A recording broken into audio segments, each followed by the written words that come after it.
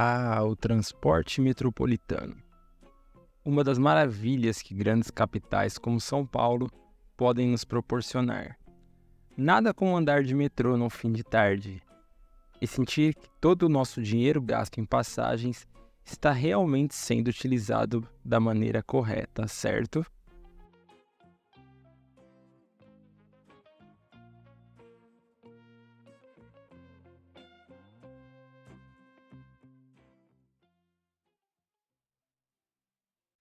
Há algumas semanas, o metrô de São Paulo sofreu com mais uma greve, uma situação normal para qualquer morador da cidade. Isso porque greves anuais são apenas mais um evento no cotidiano paulista e já se tornou parte do calendário, como o Dia das Mães ou o Natal.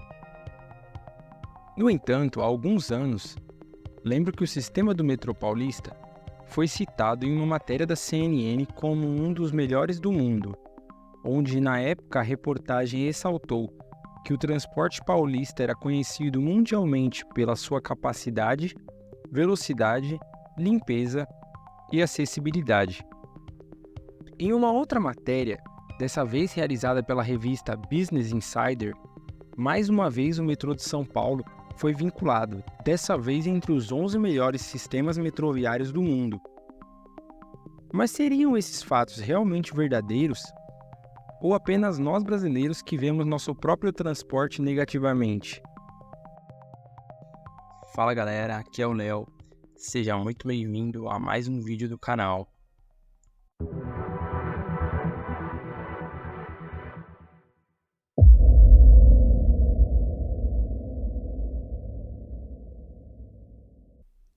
Imagine esse cenário. Você está tendo um dia cheio no trabalho, muitas tarefas, cobranças e um clima de tensão. E tudo o que você quer é que esse dia acabe logo para que você possa voltar para o conforto do seu lar e da sua família. E então, após um dia longo e exaustivo, chegou a hora de você finalmente ir para casa. Mas eis que antes de você chegar até sua casa, você precisará atravessar a cidade como de costume. E para sua surpresa, assim que você chega na estação, você se depara com uma multidão esmagadora e sufocante. E os alto-falantes da estação reproduzem a seguinte mensagem: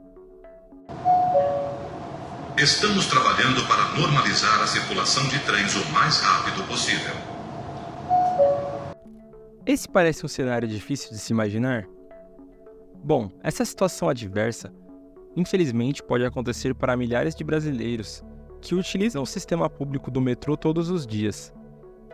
E apesar de em certos horários ele ser muito lotado, é verdade que o metrô de São Paulo, de uma maneira geral, é muito eficiente, organizado, limpo e moderno como um todo, e é uma referência para todos os estados do Brasil e até outros países.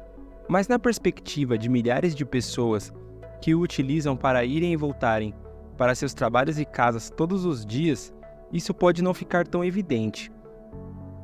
Mas olhando friamente para o sistema, é possível dizer se ele é muito bom ou muito ruim? Bom, para responder essa pergunta, vamos olhar para o metrô desde a sua concepção.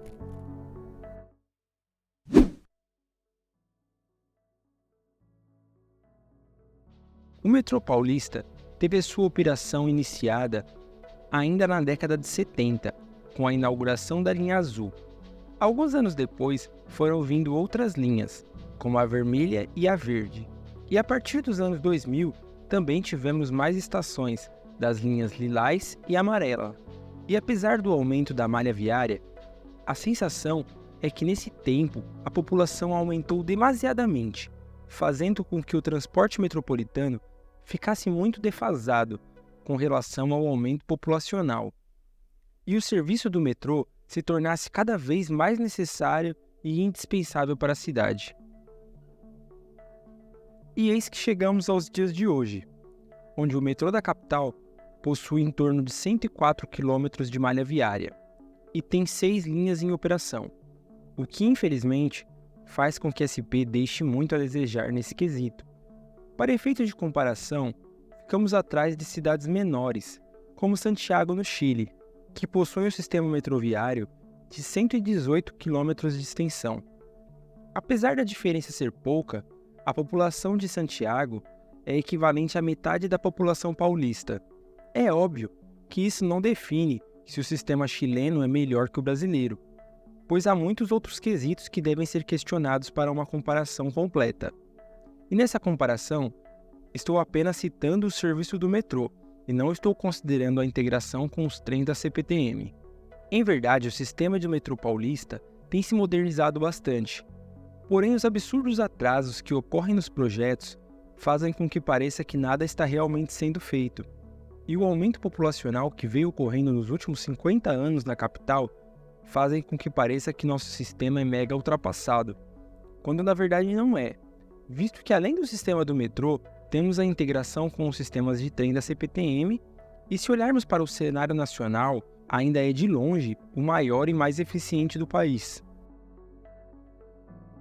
Entretanto, a defasagem do metrô paulista fica evidente quando vemos outros sistemas metroviários pelo mundo, e podemos ter uma ideia de como nossa cidade realmente está. Num comparativo com cidades que possuem os melhores metrôs, segundo a mesma fonte que seria a revista Business Insider, que fez a matéria onde São Paulo estava entre os 11 melhores, podemos ver que São Paulo acomoda 2,49 bilhões de passageiros ano após ano. Para ser justo, podemos comparar São Paulo com duas cidades que têm estimativas de passageiros parecidas. São os casos de Moscou, na Rússia, e Seul, na Coreia do Sul. Porém, com isso, vemos a discrepância entre a malha viária desses países, com Moscou com em torno de 325 km de extensão e Seul com 326. Com essa informação, podemos ver que as cidades operam com pelo menos 3 vezes a extensão da cidade de São Paulo. Isso mostra mais uma vez por que os nossos metrôs são tão superlotados.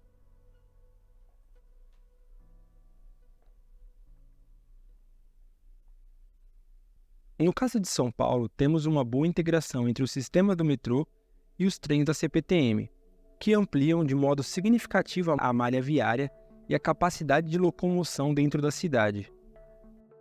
Todavia, o grande problema da superlotação que temos em São Paulo se mostra ao considerarmos que a cidade ocupa a 5ª posição entre as cidades mais populosas do mundo, e quando olhamos que a nossa malha viária não está nem entre as 40 maiores, conseguimos entender o problema da superlotação que ocorre na cidade. Isso também se reflete no nosso trânsito, que é caótico, e nos problemas como panes que acontecem nos sistemas de trens e metrôs com tanta frequência. Por fim, embora o metrô paulista possa figurar em listas de melhores metrôs do mundo pela sua inovação e conectividade entre estações, é verdade que hoje também é possível, através de uma integração, sair do extremo sul da capital e chegar ao extremo leste, por exemplo, ou à zona norte ou oeste, com apenas uma passagem, e certamente com grande facilidade, até mesmo para pessoas que não conhecem a cidade. O que principalmente para os turistas é uma vantagem imensa na hora de se deslocar por uma grande metrópole. Porém, para nós, a maior parte dos usuários do transporte que o utilizam não somente para passeio, e se considerarmos que grande parte da população, além de utilizar o metrô, também depende do uso de trens e ônibus para concluírem seus trajetos, o que muitas vezes fazem com que as pessoas gastem em média 4 horas por dia somente no trajeto entre a casa e o trabalho, isso faz com que a percepção pública do metrô seja muito ruim, se justificando a insatisfação que temos com o transporte público. Com 5 linhas de metrô sendo feitas ao mesmo tempo em São Paulo. Nunca aconteceu isso, Vilela. Não, eu vejo obra para tudo quanto é lado, mas quando vão ser entregues? A obra não é fácil, né? Então... E desse modo, de 4 em 4 anos, somos inundados com propostas mirabolantes e mais promessas vazias. Enquanto tudo isso, o tempo passa e a sensação que fica é de que o serviço está cada vez mais precário. Para se ter uma ideia, a linha laranja, ouro e prata foram prometidas ainda para a Copa de 2014, e quase uma década depois ainda não estão totalmente prontas, o que faz o paulistano se sentir com cara de palhaço, já que as tarifas e os impostos nunca param de aumentar, e sabemos que não temos escolha a não ser pagar. E apesar de estarmos elencados como um dos 10 melhores metrôs do mundo, São Paulo não figura nem entre as 10 mais rápidas ou as 10 maiores e nem mais eficientes. A verdade é que todos os dias rezamos para que não haja nenhuma linha parada, sabe-se lá por qual motivo. Mas para ser justo, ainda se tem esperança, e é verdade que, comparado com várias cidades, o sistema que liga o transporte sob trilhos em São Paulo é muito eficiente através de uma passagem só. Claro, ainda mais se utilizarmos os sistemas da CPTM e do metrô interligados. E as linhas mais novas, como a linha amarela e a prata, têm uma aparência muito moderna, com portas de segurança nas estações e trens que não precisam de maquinistas. Tudo isso mostra que as melhorias ainda estão sendo feitas e que, de certa forma, se olharmos bem, o metrô de São Paulo é realmente muito bom e tem muito potencial. Mas problemas crônicos no Brasil, como a corrupção e a ineficiência da gestão pública, a falta de investimento no transporte público, alinhada à falta de planejamento urbano, dificultam a expansão da rede de metrô. Esses pontos fazem com que o metrô não atinja todo o seu potencial. E as promessas de extensão do metrô que foram prometidas ainda para a Copa de 2014, como era o caso da linha Ouro, apenas esperamos que sejam entregues até 2030 e que não aconteçam mais acidentes como o que aconteceu na Marginal Tietê em 2022 com a linha laranja. Bom, dito tudo isso, para mim, se tem um transporte que eu acredito que faça sentido para grandes metrópoles e para a cidade de São Paulo, seja ele subterrâneo ou elevado, é o metrô, pois a cidade já não aguenta mais carros e precisa de um transporte de mais qualidade. Mas e você? Já fez ou faz uso do metrô de São Paulo? Ou de outra capital brasileira? Acredita que estamos realmente entre os 10 melhores do mundo? Bom, deixa aqui nos comentários. Obrigado a todos, galera. Valeu e até mais.